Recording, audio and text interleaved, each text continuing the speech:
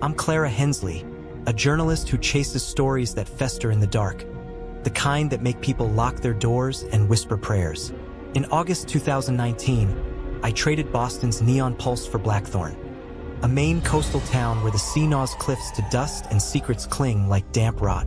I'd heard rumors of Hollow's End, a cursed graveyard tied to Captain Elias Black, a pirate hanged in 1719 for plundering ships and slitting throats for sport.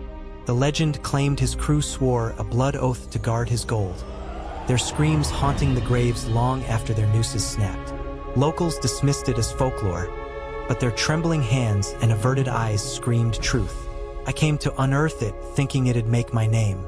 9 weeks ago, I stepped into a nightmare that's now eating my soul. Blackthorn was a husk, salt-bleached shacks, boarded shops, and fishermen with gazes like empty nets. My rented cottage perched on a jagged bluff, overlooking a bay where waves churned gray and shipwrecks rotted in silt. The air reeked of brine and decay, and townsfolk dodged my questions, their lips sealed tighter than coffins. I spent weeks in the library, sifting through archives that smelled of mold and despair. A 1720 journal by Father Cormac, a priest, caught my eye. He wrote of Hollow's End, sealed after voices of the damned defiled its soil, mocking God's rest. Elias Black's execution was gruesome.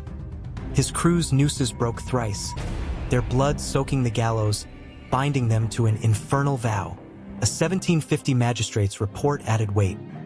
Graves found empty, townsfolk vanishing near the cemetery, whispers of dead men walking. My editor, Tom Carver, scoffed over the phone. Pirate ghosts?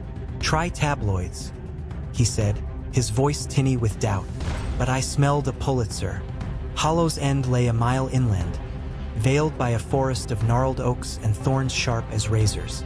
I drove out on October 23rd, dusk bleeding purple, the air thick with salt, rot, and iron, like fresh blood. My Jeep's headlights pierced brambles clawing the path, and I parked near a rusted gate, its bars warped as if melted by unholy fire. Beyond, the graveyard sprawled, a chaos of crooked headstones swallowed by vines, names erased by time, etched with skulls, nooses, and runes that stung my eyes.